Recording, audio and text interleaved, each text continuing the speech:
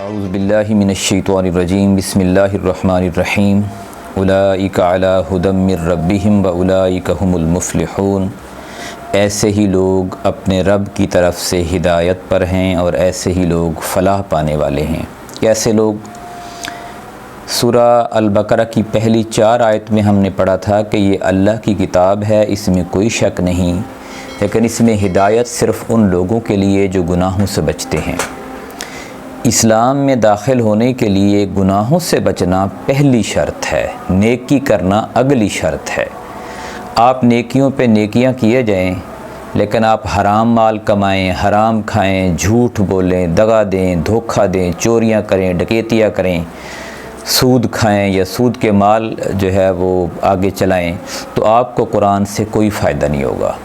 وہ آپ کو صحیح سمت ہی نظر نہیں آئے گی۔ دوسری یہ ہم نے پڑھی تھی کہ غیب پر ایمان ہو، بہت ساری چیزیں جو ہماری سمجھ میں نہیں آتی، قرآن جو ہمیں کہہ دے ہم ان کو مان لیں، نماز قائم کریں، اللہ نے جو رزق دیا ہے اس میں سے خرچ کریں، جتنا بھی رزق انسان کا ہے، چاہے وہ ایک دن کا 100 روپیہ بھی کماتا ہے تو اس کو طے شدہ کر لے اپنے ذہن میں کہ میں نے 5 روپے اللہ کے راستے میں ضرور دینے ہیں۔ والذین یؤمنون بما انزل الیک،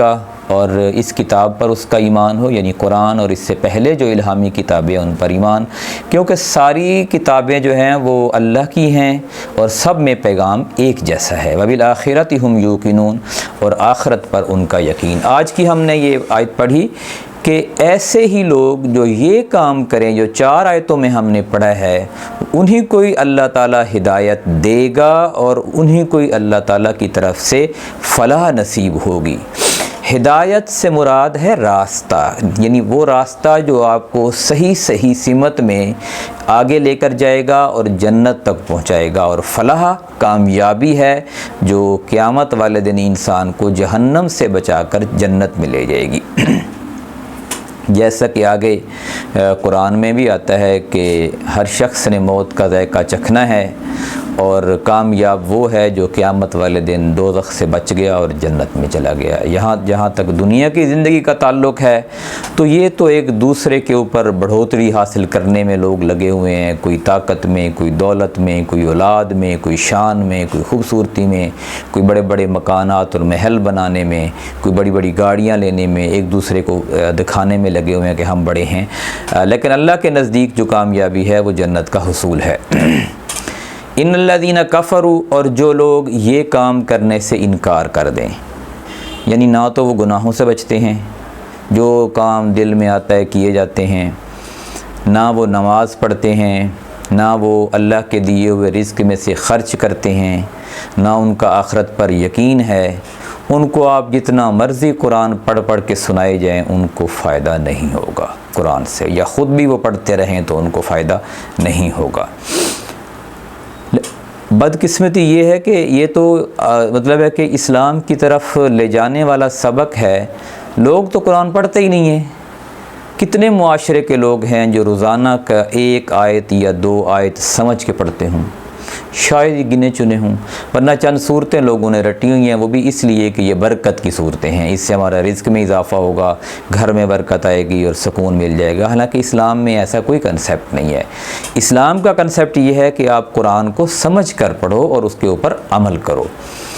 ان الذین کفروا سواء علیہم اانذرتہم ام لم تنذرہم لا یؤمنون، اے محمد صلی اللہ علیہ وسلم جو لوگ انکار کر دیں ان چیزوں سے، ان کو آپ ڈرائیں یا نہ ڈرائیں ان کے لیے برابر ہے۔ آواز دیں، چپ رہیں، ان کو آواز نہیں آئے گی۔ ان کے لیے روشنی اور اندھیرا ایک جیسا ہے، ان کے لیے سچ اور جھوٹ ایک جیسا ہے۔ تو ایسے لوگوں کو فرق ہی کوئی نہیں پڑنا ماحول کی تبدیلی کا۔ ختم اللہ علی قلوبہم، اللہ تعالیٰ نے ان کے دلوں پر مہر لگا دیے۔ آپ دیکھیں نا، بہت سارے لوگوں کے دل بڑے سخت ہوتے ہیں، ان کو جتنا سمجھائیں ان کو فائدہ ہی نہیں ہوتا، عمل ہی نہیں کرتے، اور وہ